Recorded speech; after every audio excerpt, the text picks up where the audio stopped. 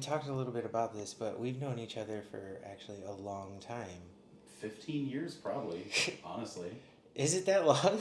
I left the cult 10 years ago. Yeah. And I knew you for at least 2 or 3 before. Yeah, man. Dang, that's a long time. That was a long time. So we'd see. I was a child when we met. Same. I was a teenager and I was married. Yeah. Crazy. Yeah, so we'd see each other randomly at like the big events. Yeah.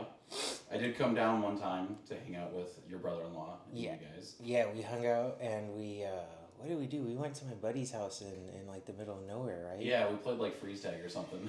Super cool. Yeah, good old clean witness fun. Yeah, that is wholesome. We raced. Yeah. Man, I forgot about that. Okay. Then I ran across you after I left. Yeah, and I had been out for a few years by that time. You were. I don't know how we started talking, but I just remember you were very warm towards me.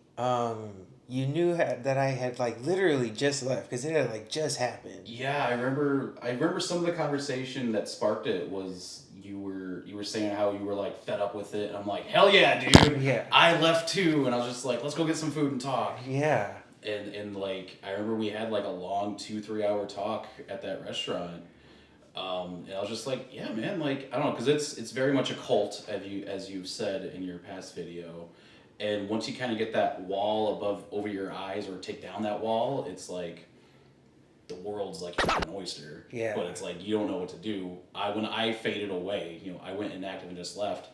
It's hard to start that friendship circle from zero, kind of. Mm-hmm. So I was like, hey, this guy's leaving too. I'm gonna try to, I'll help him out when he needs it. It was just a conversation. Yeah, that was very needed at that time because you're in it you're really alone as it is, but when you leave, man, you really understand what alone is. Yeah. Like everything gone pretty much. And just for you to extend that branch, man, just to let me know, like, hey, man, it's gonna be okay. Yeah, for sure. Like, man, that meant so much. I remember that was, man, I even remember like crying at that pizza place. So it's like right around the corner. Yeah, because like, you were talking about getting connected with your family and stuff again. Yeah, it was heavy times, but heavy talk. I usually try to avoid those. It was super good though, man. Thank you so much for that. Really appreciate that. Circle back around to thanks for being here today, dude. You're welcome. No problem. Quick interview. As I know you're a very busy dude nowadays. I see you very active on social medias. I don't like to be, but I am. And there's some traction there too. I see a lot of views on some of your stuff, and that's pretty cool. And I see just you working on stuff that interests you. I see you enjoying what you're doing, and that's why I figured I'd ask if you'd be down for this interview. And yeah, when I saw you were doing it, I'm like, hell yeah, dude! Like I want to content creation is a lot of fun, and it's a great creative outlet. It's a way to like kind of just get the monkey off your back in itself. Because we grew up in the same cult, so a lot of it was like you weren't really allowed to pursue your passion. Yeah. Or your passion had to be the cult itself. Yeah. Going out knocking on doors, that was your new passion. That's it. It's kind of forced on you. So I've dived big into content creation with podcasting and stuff, and I saw you were doing a YouTube channel. I'm like, dude, I would love to be on it. I'd help promote your stuff on my stuff, and then get to plug my stuff on yours, and that's how it works. Absolutely. And with that, we'll get right to it with question 1. So we start off in, and I still haven't figured out how to ask this question. Like, I'm trying to figure out, like, maybe you could help me. Okay. Like, the most streamlined version of this question is, like, you satisfied with your childhood and upbringing? God. That's heavy. That's a heavy question. Exactly. So, man, I'm trying to figure out, like, a less harsh way to ask that, but you get Would stuck you with that change one. anything about your childhood? Maybe that's a good one. That's a good one. You want to go with that? You can feel better answering. I don't know. That's a deep question. That man. is too, right? That's like, big. But it has a bearing on how much like motivation we have as adults. But like you can say yes or no, I guess, right? I mean, I But definitely would change something. What was your streamlined question to say it again? were you satisfied with your upbringing? God, no. Okay, yeah. God, so we were in the same cult, but I didn't join till I was like 13, 14. Yeah. So I had a few years out of it, so I knew birthdays and Christmases and stuff. Uh, my stepdad was a very not nice person.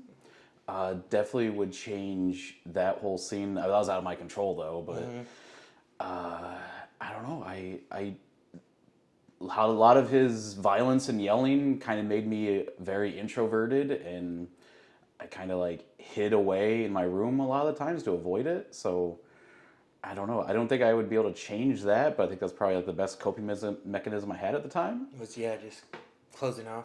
Yeah, just closing myself off. But now it's kind of hard to like not run away now as an adult when there's a problem. So Yeah. that's probably something I need to explore in therapy. Yeah, because it definitely, we weren't really taught coping mechanisms at all. So like, Especially when you're 9, 10 years old. yeah, dude, and no healthy mental advocacy there. Yeah. So like, we're kind of just forced to figure it out and deal with it, and that has a huge impact on how long it takes us to start putting our foot down for ourselves and Yeah. start like doing what we want to do and not just like, you know, Going with the flow and going then along not with society. trying to avoid confrontation. But Yeah.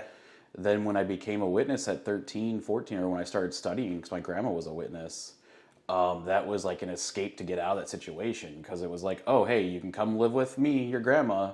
You gotta become a Jehovah's Witness, but you'll get out of that abusive household. I'm like, yes, awesome, that's my ticket out. So then that's kind of how I got sucked in to the cult, because I was like, all right, this is still better than what I was dealing with before as a kid. Yeah. And then it was until I was like 20, 21 where I'm like, I don't know if this is cool anymore. Like I can just leave. Like if I leave this, I'm not going back to that house because I'm an adult. So I've escaped that horrible situation. So now I can just make my own life kind of without having to explore Yeah. the cult still.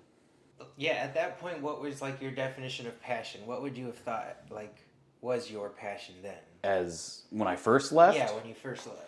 I don't know if I had one. Honestly, Okay, it yeah. was I get that. a whole new world. It's like cue the horrible Disney song, but it was just all right. Let's experience some things I didn't get to experience before. So I did some drinking, did some recreational fun. Yes. Went to a birthday party again. That was like one of my first big steps. Was like my coworker was like, "Hey man, I'm having a birthday party. I'm turning 20." I'm like, all right, this is like my first big step. And then I'm still friends with that guy today. He was like my first non-witness friend. And he's on my podcast with me to this day. Like he's one of my closest friends. And Yeah. that's one thing that they always say in the church is like, if you leave, you won't ever find friends as good as the ones here. Yeah. But like the first guy is my ride or die to this day, So Okay, so that was. yeah, exactly. Like you were wrong. Yeah. So yeah, it took me a while to find my passion because a lot of it was just here for a good time, Yeah. And then it wasn't until I got the crummy factory job I'm at now, where it's like, hey, you are a part of the cog in the capitalist machine. If you die, you are easily replaceable. So I'm like, well, I don't want this to be a thing anymore. I'm still working there, obviously, but you have to find something to kind of like take your mind off of it and find a passion. So I found my passion through podcasting and content creating and a whole bunch of other stuff I tried for a couple weeks. And then I'm like, this isn't for me, but it was fun to try. Okay. Yeah. So then what's your definition of passion then now? How would you define those? Definition of passion. I think it would be something that you look forward to trying and learning and being okay being bad at it and wanting to get better. I think that's my definition. Because when you start something new, you're going to suck at it. You're not going to be amazing right away. So if you want to keep learning and get better at it, just for your own self, for fun or maybe learn something else about it down the road, I think that's what passion is, wanting to learn. Cool, and get past that second stage. Yeah, and get okay. Yeah. And then get to the pretty okay, you know? Yeah, because it's not straight to good. No, it's a long time before you're good. That's a long, hard road to get to good, or decent even. Yeah. Anything. Yeah, you're right. Competent is where I am. That's where you're coming at, like, just go doing it. Yeah, able to handle it. So you mentioned you're currently in the factory now. That's what you do as day job? 5 years been doing that. Ooh, man, I feel you, bro. We make plastic parts. Like, it's even worse. It's like, oh god, like I hate single-use plastic. Like all my stuff at home's glass. You know, I hate single-use stuff, and it's like, oh, because at my job I make leaf blower parts and fuel tanks and wiffle ball bats, and it's like, oh, I hate this. This is gonna be here longer than I'm gonna be here. So that's obviously not your passion. No, there. God, no. All right, cool. Now you mentioned podcasting already, and we did talk about what we're gonna use for your intro. But what are you pursuing as your passion currently? Like, what are you into these days? So I'm still doing the podcasting. It's been 3 years. I've gotten into resin making. All right, so I have a D&D real play podcast. It's kind of like a collective improv storytelling. If you're familiar with Stranger Things, Dungeons and Dragons, it's called Lost Legends: Tales of Thurn. We just did a live show, which was a ton of fun. Coming down off of that, but we're in season 3. That's still going strong. 3 seasons, live show. That's a huge deal, it feels like. Yeah, I don't. I'm always one to kind of like underplay my accomplishments.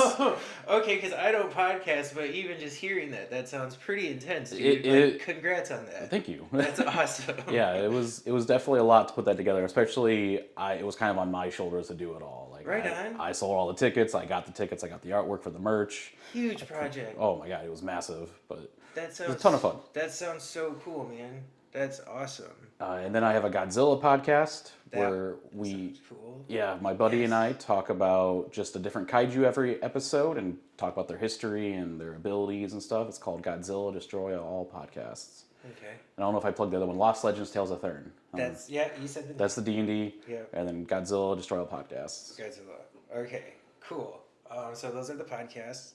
And then what else you got going on? I'm looking to start my own web store for dice making. I did a lot of resin making. You actually bought one of my first runes I ever made. Yes. So I made runes for a while. I make coasters, but it's just, that's honestly a fun creative outlet, you know, because I'm a D&D player, so making dice out of resin and learning different techniques, and there's a big learning curve on some of them, and then finally nailing it down, it's like, oh, like this looks fucking cool. Yeah. And just getting to like hold it up and like have other people think it's cool and they want to buy it. I'm like, fuck yeah, that's awesome. All right. That's super cool.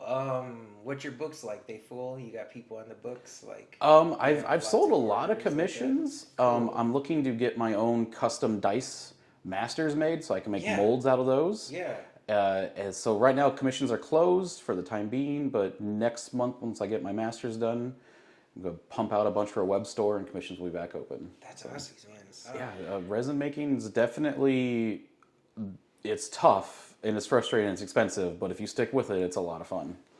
That's a very niche community. Like, very niche, yeah. Yeah. How do you get into that? Like, what sparked that for you? Part of Dungeons and Dragons, wanting to get dice and wanting to constantly buy dice. I'm like, God, like my holy grail set of dice is $10,000. Wait. How much are you spending on dice that it became more feasible to just make your own than to just want more dice? There was like a 2-3 month stretch there. I was dropping like probably $200 a month on dice. That's a lot of money. Yeah, because it's like, I want the special gemstone dice. They're like $90 because they're made out of real amethyst. Yeah. And I'm like, all right, these are sexy. I'm like, well, I gotta be able to make these, right? That's a thing. So YouTube channels, and I found different makers, and I'm like, oh, you can make it yourself, all right, but it's a lot of upfront cost to get all the supplies and everything. But once you get it, it's a lot of fun. That sounds super cool, man.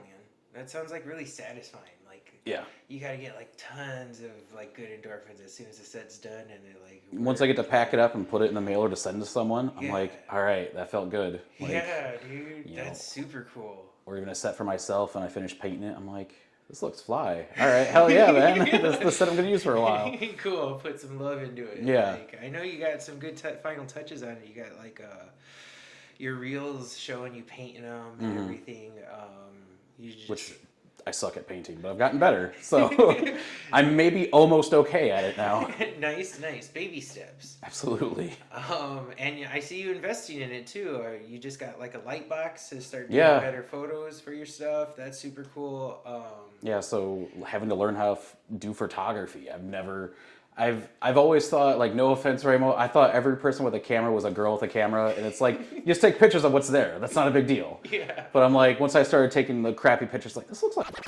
Yeah, I mean... I'm like, wait, there's more to this than I thought. Yeah, it's crazy how much compositions and depth and what... lighting, and then, like, how to put it, and I heard of something called, like, the 1/3 rule. I'm like, what the fuck is... There's rules to this now? Rule of thirds, man. That's a huge composition rule. I was like, oh my god, there's so much more to this, and like now that I've literally barely dipped a toe in it, and I'm like, you could definitely tell what's good and what's bad now. Yeah. I at least know that. Oh yeah, and that's gonna get more tedious too. You're gonna like get even more subjective on what you like and what you don't like, and you'll be like, nope, this is crap. So that's crap. huge new respect for photographers who actually stick with it and are good at it. Right like, on, dude. for sure. Yeah, it's not easy. It is super hard actually, especially like because everyone's got like $1,000 camera in their pocket, man. And everyone's capable of just magic with those things, but you know, it does take an eye and some skill. Yeah. And to learn how to do it too, like yeah, for sure. So yeah, that's cool, man. I'm glad you're finding the different aspects of business owning. Like people don't realize how many different roles you have to play. Accountant, photographer. Social media manager. Yeah, it's crazy busy all the time just for, Dyson and podcasts or just for YouTube interviews, man. You can just throw them up and you'll be good. But no, you got to do a lot more footwork. It's crazy. Putting yourself out there. Learn how to edit. Learn how to video edit. Yeah, putting yourself out there and putting forth the effort to get those skills, man, is super hard. But it's worth it because it turns into fun. Like. Yeah, I mean that's part of the passion, wanting to learn. Yeah, and, get good at it. It's super satisfying. What's like the biggest hurdle you faced in those like business endeavors? The learning curve of just getting better. Motivation is a big part of it. Staying motivated. Own mental health things of like, I like to underplay my accomplishments. I know that's probably not a good thing, but like not taking people's compliments. That's a big part. I have a hard time like, they're just lying. Like, they're saying to be nice. So myself is the biggest one, getting out of my own way and just sticking with it. And it's okay to jump in on something, but then you have to realize you have to do a bunch of research after you get going. Yeah. So wanting to do that research, that's probably a big hurdle, is just learning how to do it better, because anyone can half-ass it. Anyone can be a girl with a camera and take a picture, but it takes a Ramo to be great at it. Yeah, stick with it, Yeah, I think I get what you're saying. So learning curve and motivation, wanting to put forth that effort. What helps you do that? Looking at other people's stuff, and then learning through observing, like obviously if you're watching a YouTube video, it's a lot of edited, a lot of, things aren't fully there. They're not showing you the whole 14-hour process of doing it. But, watching multiple different takes on it, seeing how other people do it, learning what other people do to fail. So like with podcasting, when you start a new podcast, the average podcast stops after 7 episodes. Okay. Learning that, I'm like, okay, let's get to 8. Let's get to 9. Yeah. So learning what that stumbling block is and getting past it is a big thing. A lot of it is too just like money. Point of entry is a lot of money, so having to sink that time and money into it. Yeah. Without knowing there's going to be a return on that investment. Oh yeah, no, like I'm still in the hole, for everything. Same, bro. I'm paying off with that camera. I feel you, man. I feel you. Big hurdle you faced in your personal life. You being in that cult like you were, starting fresh at 22, 23, you're kind of behind in the race, like in the race of life or whatever you want to call it. So like I didn't go to school. Well, I went to high school, but I didn't do college or anything. So a lot of the stuff I got to learn myself. So a lot of it and didn't have those connections that some people have. So a lot of it's just trying to do stuff yourself or knowing when to ask for help. Yeah. And accepting that help when that's a big part of it too. Yeah.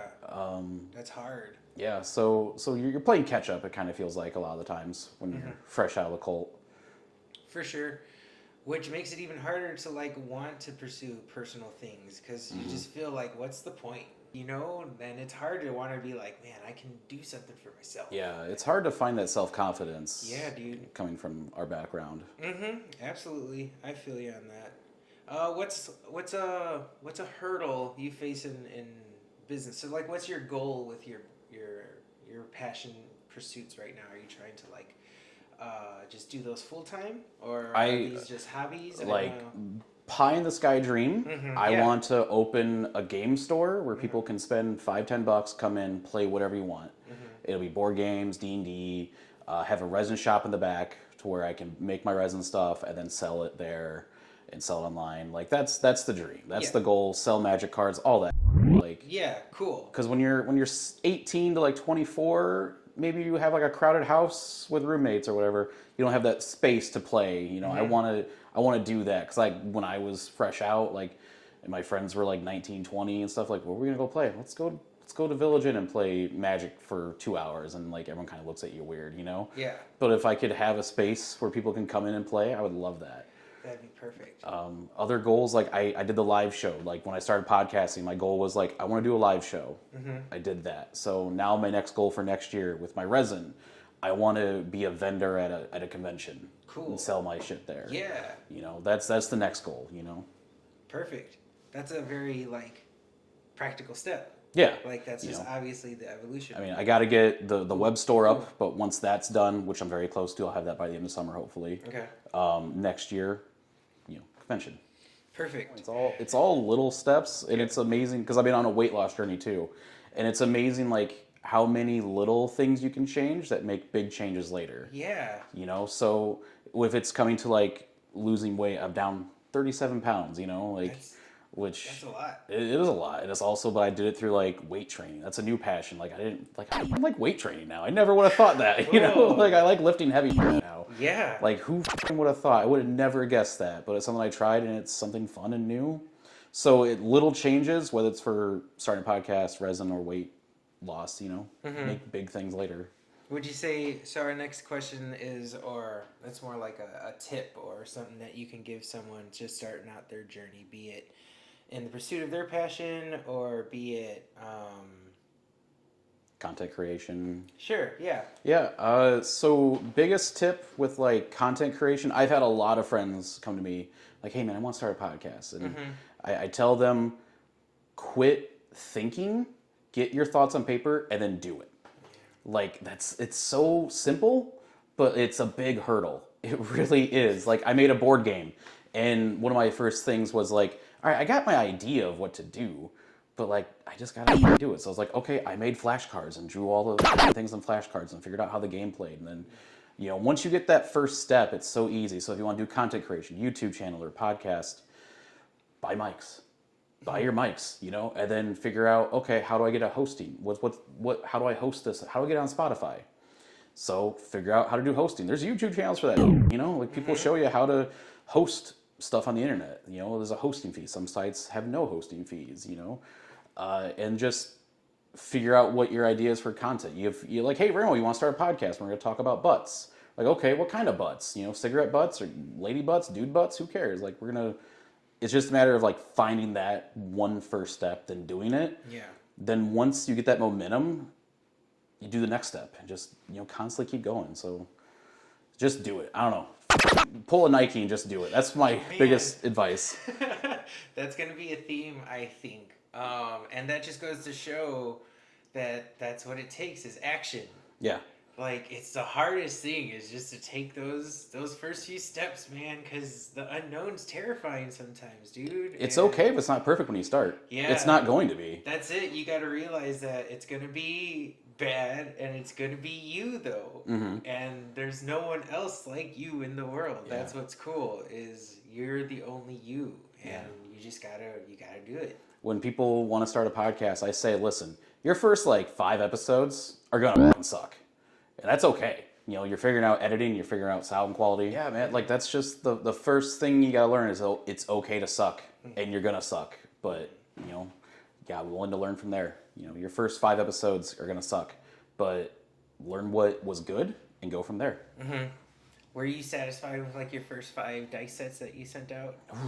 Did you? That I sent out, yes. That I made myself, no. Okay, the first 5 didn't like. No, because there's like, there's a small air bubble there. There's, this side's a little not sanded as well as that side. You know, that's sanded too much. Oh, you can't see the number as well.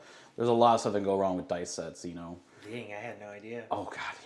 It's frustrating. That sounds stressful. You know, I had one commission my friend wanted to make, and it's like the D12 kept up. So I would just pour just the D12, and I'm like, all right, let's make this. Oh, it came out lopsided. Like, I had to like remake that one die like 7 times. And I was like, oh my God. And he's like, he wanted the theme to be like misery and pain, because it's for like a character that's full of that. I'm like, dude, it was misery and pain to fucking make these dice. So it's on point. You have my anger in these dice. The theme went all the way through. Yes, That's even perfect. in creation. All right, gotta record this really quick off my phone. Logan speaks to being okay and accepting that your first few are gonna suck, and just so you know, I kind of fucked up here, and my focus is off for like the last few minutes of this interview, and there's not much left. Spoiler alert. But yeah, just focus is off. It's a little funky, so just bear with me. I'll be better. Say you weren't into your podcast right now, and you weren't doing your resin things, and you definitely weren't working at a factory, and you had all that free time. What's something you'd be pursuing? What do you? Woodworking. I really like woodworking. I've done just a tiny bit with like some resin stuff. I made like a diorama with some carved out wood. I carved it out and then put some resin in it and stuff, and that was really cool. And some people do some amazing stuff with that. So I would love, if I had the space and I had the time, I would go balls deep into woodworking. That stuff's so cool. And then also like gardening. Like I would love to be able to grow my own food. I wish I had a house where I could like just have a garden, you know? Like something you might have to need coming in the future, you know? Yeah, it's just a valuable skill. I think everyone should cultivate. What would you make? Like first? I want to get a lathe. I want to make bowls. I want to make spoons. And like it's so boring sounding, but like when the way they do it, it's so dope. Satisfying. Like You watch those videos on YouTube? Oh, absolutely. I watch a lot of lathe videos. That stuff's so cool. And then like with my resin working, I would work that in, and like, you know, like I get kind of nervous because some people show what they do. I'm like, that's not food safe resin. Like you might not want to use that. I get nervous. You know, someone said like, oh, I make grinders for wheat out of resin. Like, is it food safe resin? Like, what do you mean? I'm like, oh God. That's a question you should know the answer to. Yeah. So, you know, I would definitely do, you know, wood stuff with, you know, like pool cues with resin and shit. Like, it'd be cool. Yeah. Final thought, final message to share. You know, final message, I've said it before, just get ready to suck, but enjoy sucking.